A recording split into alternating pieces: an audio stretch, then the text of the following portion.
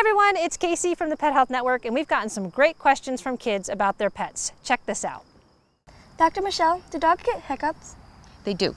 And a lot of times it's for the same reason you guys do. You know, we don't really know why. They get a tickle, they try to do something, and they just have an accident and they start hiccuping.